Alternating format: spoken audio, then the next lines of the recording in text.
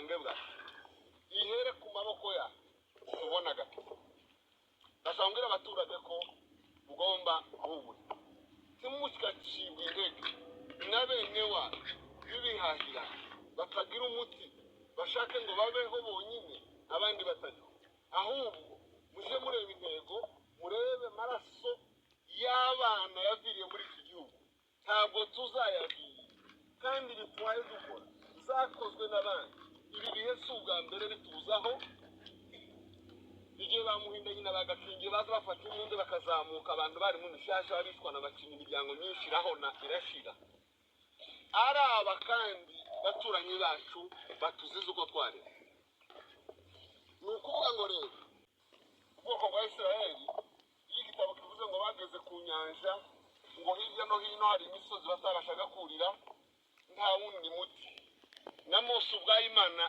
yari yaragize lideri cyangwa umuyobozi wabo ntago byoroshye bakunzi rero ba Fabu TV reka tubivu ive imuzi n'imuzingo tukubwire amagambo akomeye acukumbuye yaje kuba ava muri Amventura n'amagambo ateye ubwoba turakubwira ibintu byinshi tukubwire Uburundi uburyo buri mu kangaratete cyangwa se mu mazabira ini Fabu TV banzu kandi subscribe ubundi umenye byinshi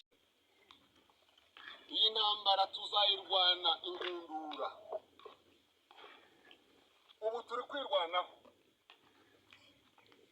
ariko hari umunsi kwirwanaho kuzahagarara tugatera tumeze nk'ibirura tuzotera tumeze nk'ibirura kandi ibyo tuzabikora tuzarwana tumeze nk'amadubu niba mutumva ibirura amadubu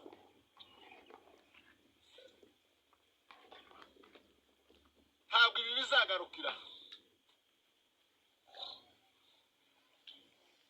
mu maboko yacu harimo inkota kandi iyo nkota izasogota abanzi bose batekereje ko ari twe bwoko bugomba kurimbuka mu maboko yacu harimo inkota izasogota kandi ikarimbuka ibi tuzabihorera kugeza ku wanyu ibi kandi igihe cy'imbabazi kizashyirwaho iherezo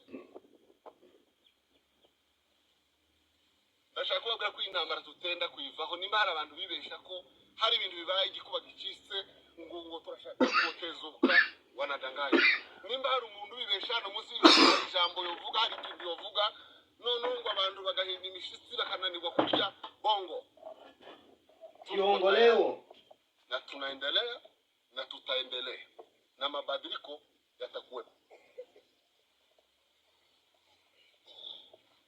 kuba tuzira gusa ko turi abanyamurenge mu gihugu cyose ntawe twahemuke tuzohagarara ku kuri ntawe turenganyije umuntu w'ubundi bwoko dusagariye ngo tumuhutaze ahubwo duharanira kubaho kwacu kuko dufite uburenganzira ntawe tugomba gusaba kubaho nta nuzo tubuza kubaho hano munsi y'ijuru ni ngombwa ko mutagomba gutwarwa n'impfu z'abana ngo zise ngaho bibamaze ubwenge niko bigomba kugenda ibintu byose bisaba ikiguzi kuko iyo bitagisaba ntabwo mwari kuba muri hano sasu rya mbere umunsi abana bapfa mu Matanganika badahe barwana bakicirwa ku misego y'ibiraro abandi bakarasirwa munsi y'inka bari gukama izo zarabaye wa munsi muba mwarerekeje ya nzira bavugaga ije iwanyu Misiri cyangwa mu Rwanda mukagenda ariko icyatumye mutagenda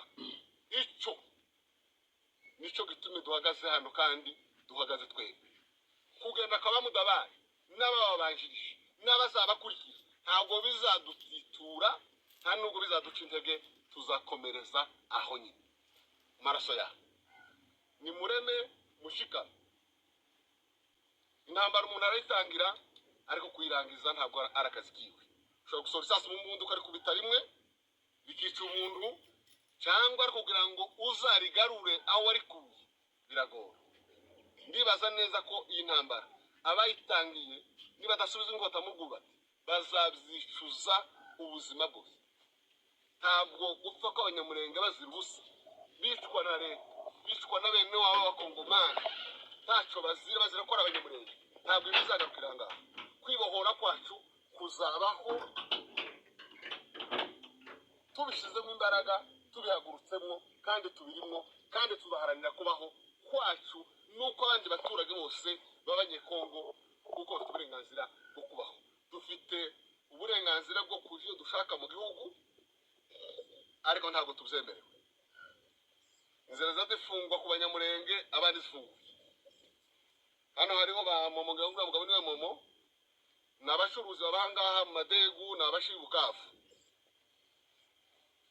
Nta mushi urazira kuko atari umunyamurenge muri ene y'abanyamurenge. Ariko habaza abacwere hano mu rusuku ugakomeza hano, sinzi ko hari abanyamurenge bake cyangwa benshi bashaka kujana mu cyangwa kwemerere ko mujana atekereza ko yoguruza. Ibyo bizashirwa iherezo, kandi ntabwo bizashirwa iherezo turyamye, bizoshirwa iherezo nuko twahagurutse. Mureke gutwarwa n'imfu, tugomba gupfa kuko nibyo twiyemeje. Tudapfuye nta gakiza kazaboneka kandi tugomba gupfa kugira ngo abandi bagire gute babone agakiza. Ntabwo turi abasazi, ntabwo turi ibifu, ibyo turimo turabizi, twaravyiyemeje ko tutazatega amajosi ngo batwice uko bashaka. Twavutse nk'abandi, tubaho nk'abandi, dufite uburenganzira bwo kugira iwacu. Rero kurangiza, Mudabari yabaye umuyobozi mwiza, twabivuze, kandi akora ibintu byinshi, kandi mwabyumvise yaravyaye. Imana ishimwe ko yavyaye kandi asize abo yasize, bazakomereza bise yagarukiye. Ko bigenda turi abana se babamuhinda nk'itwebwe turi muri imbunde kujya nabwo inkota hano. Inkota izava mu biganza byacu ariko tubonye amahoro. Ntawe uzobona amahoro atayaduhesheje, ntawe habe n'umwe uzotubuza amahoro, nawe azayabura. Hano mu biganza hari umuriro hano. Uduha amahoro tuzayamuha, uyatwima nawe yabure.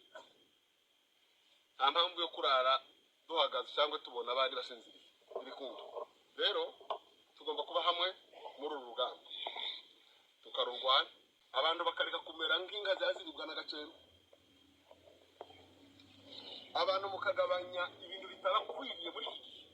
Abantu mupunguze za tansiyo n'amasukari, kuzamura, kuvuga ni ibintu bimwe bitari ku murongo. Tuje mu rugamba rwo kwirwanaho, turukomeze dufatikanyije abagore n'abagabo bari aha ngaha, tureke kuvuga ngo ibigwari. Urugamba ni urwacu, ntaho uzarokoka ngo kubera ko wewe ngo wavuze neza cyangwa hari ukuntu witwaye imbere y'abatwica. Ntaho uzarokoka n'ubu. Twese ni mu gatebo kamwe tuzarokoka. Tukaba tubashimiye imiryango yose iri aha. Ibi muzabikomeze, muzabikomeze, muzahore mwegerana n'ababuze abantu, dufatane mu nda tubane, ibike dufite tubisangire, ihumure no mu magambo, presence y'umuntu irarutana ibintu. Niyo wegereye umuntu gusa yumva kuko ahumuriza. Ibi muzabikomeze, yabivuze shefu rwose, umwashize umugayo, n'ubundi muzakomeze uwo mugayo mushire, dukomezanye, dufatikanye, dushikirane, dushikame, tuzagera ku mahoro. Ibi byose bizashira, aya marira tuhaturira azashirwa iherezo. Azaka turabashimiye.